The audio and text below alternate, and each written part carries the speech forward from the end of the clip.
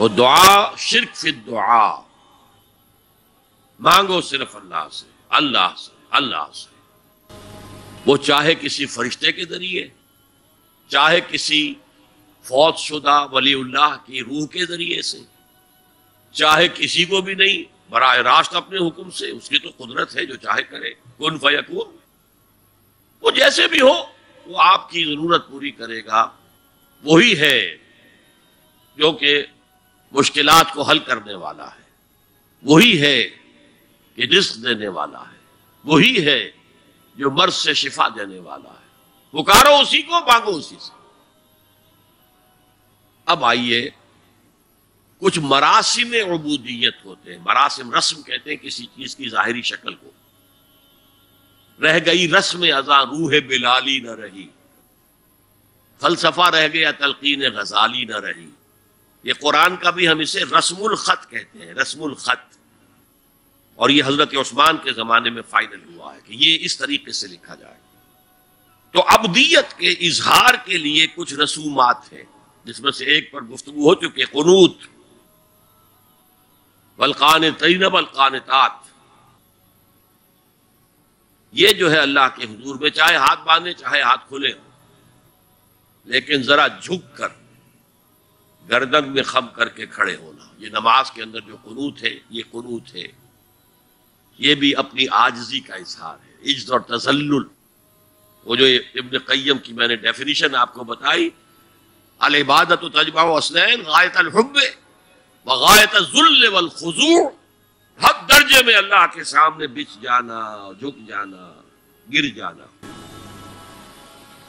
رکوع، سجدہ، اللہ کے سوا کسی کے لیے نہیں۔ اور اس معاملے میں دین محمدی جو اپنی تکمیل کو پہنچ گیا، الیوم اکملت لکم دینکم واتممت علیکم نعمتی ورضیت لکم الاسلام دینا، حضور کی بعثت سے قبل سجدہ تعظیمی جائز تھا، کسی شخص کی تعظیم کے لیے، اس کی عزت کے لیے اس کے سامنے سجدہ کرنا جائز تھا۔ حضرت یوسف کے سامنے ان کے والدین اور 11 بھائی سجدے میں گر گئے۔ بچپن میں خواب دیکھا تھا اور 40-50 سال بعد اس کی تعبیر بالفعل ایک اس واقعے کے طور پر سامنے آ گئی۔ سجدہ کرنا، جھکنا، سجدہ کرنا، یہ جائز تھا سجدہ تعظیمی۔ حضور پر شریعت مکمل، توحید مکمل، اب ہر نوع کا سجدہ حرام مطلق ہے سوائے اللہ کی کسی کو۔ ہمارے مسلمانوں نے بھی اپنے دور ملوکیت میں سجدہ تعظیمی شروع کرا، عدالت کے اندر بادشاہ کے دربار میں جا رہے تو سجدہ، سر جھکا کر رکوع کی حالت میں۔ یا آپ کے پڑوس میں جو حیدرآباد کی ریاست تھی، سلام کیسے کرتے تھے، کتنے جھکتے تھے، اور پھر وہ جھک کر وہ سلام ہو رہے۔ یہ مشرکانہ فعل ہے، مغلیہ دربار میں بھی تھا۔ شیخ احمد سرہندی رحمت اللہ علیہ نے کہا غلط ہے، حرام ہے، جائز نہیں۔ دربار میں شکایت پہنچ گئی، آخر مخبری کرنے والے بھی تھے، حاسد بھی تھے، وَمِن شَرِّ حَاسِدٍ إِذَا حَسَدَ، طلبی ہو گئی، بلایا گیا دربار میں، حاضری، اور ایسا اہتمام کیا گیا کہ جب حضرت مجدد آگے آئیں بادشاہ تک جانے کے لیے تو درمیان میں ایک دیوار سی حائل کر کے اس میں کھڑکی کھول دی کہ اس میں سے جھک کر گزریں گے نا تو رکوع کسی درجے میں تو ہو جائے گا۔ رکوع بھی سجدے ہی کی ایک شکل ہے، سجدے کا ہاف کہہ لیجئے، لیکن یہ کہ جب آیات سجدہ آتی ہے قرآن مجید میں تو عام نمازوں میں میں دیکھتا ہوں کہ وہ آیات سجدہ والی آیات پڑھی نہیں جاتی، حالانکہ ان کی ایک خاص کیفیت ہے۔ تراویح میں تو پڑھی جاتی ہے لیکن پہلے بتا دیتے ہیں کہ یہ دوسری رکعت میں یا پہلی رکعت میں سجدہ آ رہا ہے تو لوگ تیار ہوتے ہیں، لیکن رکوع بھی اگر فوراً ہو جائے آیت سجدہ کے بعد تو اس سے بھی اس سجدے کا حق ادا ہو جاتا۔ بہرحال حضرت شیخ مجدد رحمت اللہ علیہ دربار میں آئے تو اس کھڑکی میں سے پہلے پاؤں گزارے، پھر اپنا سر نکالا، پھر جیل میں ڈال دیے گئے کوئی پرواہ نہیں.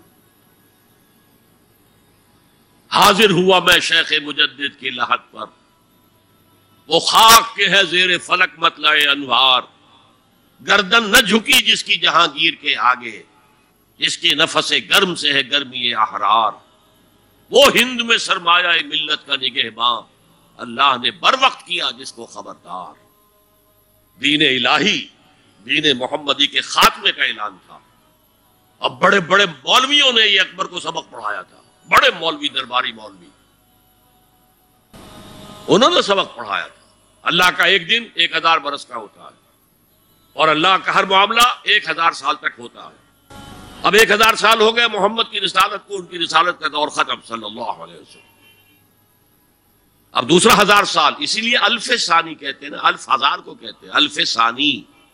یہ دوسرا 1000واں سال جو شروع ہو گیا ہے، اس میں ایک نئے دین کی ضرورت ہے. وہ دین اکبری ہے، دین الہی ہے. اور دین الہی کیا تھا؟ یہ ایک بہت بڑی سیاسی تدبیر تھی، اصل میں بہت بڑی سیاسی تدبیر، اور اس کا ظہور بعد میں بھی ہوا ہے ہندوستان کی سرزمین میں. وہ یہ کہ ہندوستان کی ترقی میں جو چیز سب سے بڑی رکاوٹ ہے وہ مذہبی اختلافات ہیں. لہذا ایسا کرو، سارے مذاہب جو ہیں اسے ہاون دستے میں ڈالو، کوٹ کوٹ کے چورا چورا کر کے بناؤ صفوف، اور یہ مذہب سب کا ہو جائے تو مذہبی اختلافات ختم ہو جائیں گے. دوسری بات ان کی سمجھ میں یہ آ گئی کہ اصل میں اختلاف رسالت اور شریعت کی بنیاد پر ہوتے ہیں. لہذا دین الہی، بس خدا کو مانو، بس رسالت وغیرہ کو چھوڑو. خدا تو سب کا رب ہے، اسے آپ پرماتما کہہ لیں، مہادیو کہہ لیں، جو چاہے کہہ لیں، اللہ کہہ لیں، رام کہہ لیں. قل ادعوا اللہ الرحمن ایما تدعوا فلہ الاسماء الحسنی. قرآن کہتا ہے تم اللہ کہہ کر پکار لو یا رحمان کہہ کر پکار لو، جس کو بھی تم پکار رہے ہو یہ جان لو کہ تمام اچھے نام اسی کے ہو. یہ فلسفہ تھا بہت گہرا. وہ جاہل تھا، ان پڑھ تھا، لیکن بہت بڑا سیاستدان تھا اکبر، اس میں کوئی شک نہیں. لیکن یہ کہ اگر ایک حکومت، اور جو سب سے بڑا مغل اعظم جس کو کہتے ہیں، اس کے زمانے میں مسلمانان ہند جو ہیں سیاسی اعتبار سے اپنے عروج پر تھے، لیکن دینی اعتبار سے پاتال کا معاملہ آ گیا تھا کہ دین محمدی ختم. دین کی بات پھیلانا صدقہ جاریہ ہے. ثواب کی نیت سے ویڈیو کو شیئر ضرور کیجیے. جزاک اللہ.